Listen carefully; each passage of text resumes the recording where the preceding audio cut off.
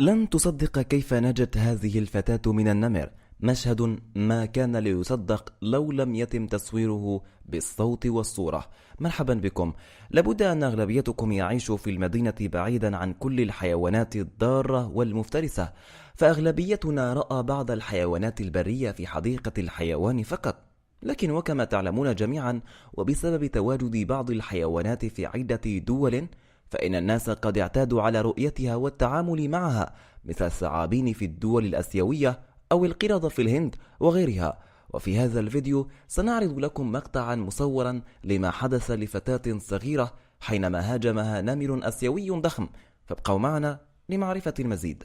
تم اعتماد هذه القصة لتصوير مقطع تمثيلي بالهند، وذلك لزيادة التوعية حول خطورة المشي والتجول في الغابات، وخاصة تلك التي تقع ما بين القرى. فبالرغم من أن النمور لا تهاجم البشر كثيرا، إلا أنها قد تفعل ذلك في بعض الحالات، وخاصة إن كانت جائعة أو كان المرء داخل محيطها الطبيعي ومنطقتها الخاصة. وقد اضطرت هذه الفتاة رفقة أخيها الصغير للمرور وسط الغابة لاختصار الطريق نحو القرية، لأنهم وجدوا الجسر المؤدي لقريتهم مغمورا بالمياه ولا يمكن عبوره. وعوض المرور عبر طريق ثانوية آمنة، قرروا اختصار الطريق والعودة باكرا. ولكنهم في منتصف الطريق مروا بمنطقة نمر بالغة، وقد أحسوا بتواجده حولهم حتى آخر لحظة، ليقوم الوالد بسرعة والفتاة بالاختباء وراء الأشجار وحبس أنفاسهما ما أمكن. لكن ولسوء الحظ كان أخو الطفلة الصغيرة لا يتجاوز السنة والنصف، ولهذا فقد بدأ في البكاء في تلك اللحظة بالضبط، مسببا ارتباك النمر ولافتا انتباهه نحوه ونحو أخته.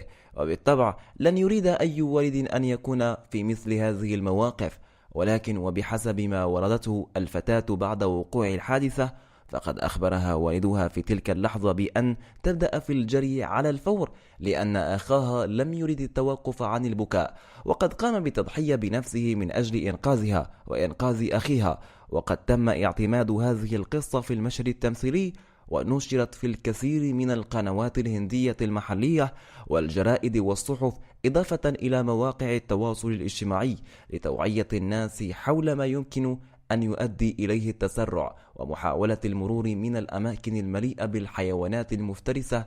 وفي الحقيقة لو تخيلنا بأننا نعيش في أماكن تعج بالحيوانات، فغالبا ما سنألف ونعتاد على التعايش معها أيضا، إضافة إلى اتخاذ الإجراءات اللازمة لتجنب مواجهتها، ومن بينها وضع طرق محددة تربط بين القرى والمدن بعيدة عن مناطق تواجد الحيوانات وعدم الالتزام بها، يعني المخاطرة بحياتك وحياة من معك.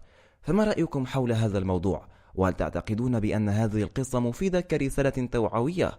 أخبرونا بآرائكم وتعليقاتكم في قسم التعليقات أسفل الفيديو. إذا أعجبك موضوع اليوم من قناة توب عرب 10، فلا تبخلوا علينا بالإعجاب والاشتراك. يمكنكم أيضا متابعة فيديوهاتنا السابقة. جميع الحقوق محفوظة لدى قناة توب عرب 10.